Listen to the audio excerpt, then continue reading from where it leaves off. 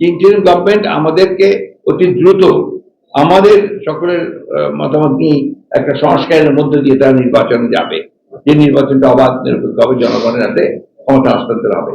এই যে আপনার দীর্ঘকালের গণ আন্দোলন, ফ্যাসিবাদের বিরুদ্ধে গণতন্ত্রকে পুনরুদ্ধারের জন্য যে আন্দোলন, এই আন্দোলনকে খাটো করে দেখিয়ে এই যে প্রবণতা, এটা আপনার কোনোদিন একটা সম্পূর্ণভাবে একটা ঐক্যকে প্রতিষ্ঠা করে না। এই মুহূর্তে আমাদের সবচেয়ে বেশি প্রয়োজন কি, যে আমরা ফ্যাসিবাদকে সরিয়েছি, হাসিনাকে সরিয়েছি, এটা একটা ইন্টারিম গভর্নমেন্ট আছে, যে ইন্টারিম গভর্নমেন্ট আমাদেরকে অতি দ্রুত আমাদের সকলের মতামত নিয়ে একটা সংস্কারের মধ্য দিয়ে তারা নির্বাচনে যাবে, যে নির্বাচনটা অবাধ নিরপেক্ষ হবে, জনগণের হাতে ক্ষমতা হস্তান্তর হবে। সেখানে প্রতিবন্ধকতার সৃষ্টি করবে। এক।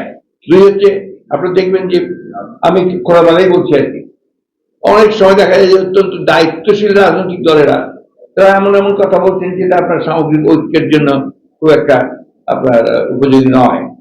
এটা একটা সমস্যা।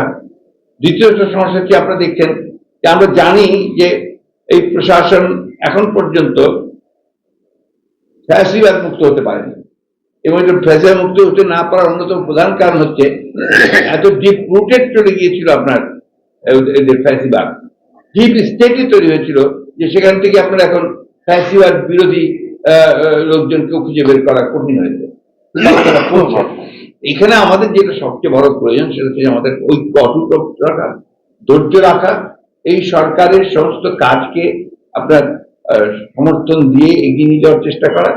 আরেকটা বিষয় যেটা আপনি দেখেছেন যে ইন্ডাস্ট্রিয়াল বেলগুলোতে যে অশান্তি সৃষ্টি করা হচ্ছে, এর প্রচলিত সুস্পষ্ট ভাবে ফ্যাসিবাদের দোষরদেরই আপনার ইঙ্গিত আছে, এটা পরিষ্কার হয়েছে, বোঝাও যাচ্ছে।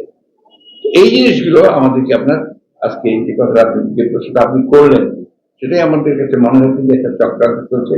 উপরন্তু আপনি জানতে সোশ্যাল মিডিয়া ঠিক অতটা অভ্যস্ত নয়, তারপর আপনাদের কাছ থেকে শুনে যদি বুঝি যে সীমান্তের ওপর থেকে আপনার আমাদের কথিত ফ্যাসিবাদী হাসিনা অডিও টডিও মাঝে মাঝে ফাঁস করে দেওয়া হয়, যেগুলোতে আপনার বিভিন্ন রকম বিভ্রান্তিকর খবর থাকে। অন্যদিকে আপনার আরেকটা প্রচারণা খুব চালানো হয়েছে, আবার শুরু করার চেষ্টা করা হচ্ছে, যে আপনার বাংলাদেশে যারা ধর্মীয় ভাবে সংখ্যালঘু তাদের উপরে অত্যাচার নির্যাতন চালানো হচ্ছে, যেটা একেবারে টোটালি বাপোয়াজ। এটা আপনার আমরা শুধু নই, ভারত থেকে যে সমস্ত সাংবাদিকরা এসেছিল, অনেক এসেছিল, তারা পর্যন্ত এখানে এই সমস্ত তারা দেখে গেছে, তারা রিপোর্ট করেছে যে যেটা বলা হচ্ছে এটা সঠিক। যেটা হয়েছে সেটা হচ্ছে রাজনৈতিক কিছু সমস্যা তৈরি হয়েছে, সেটা সবসময় হয়, হতেই পারে।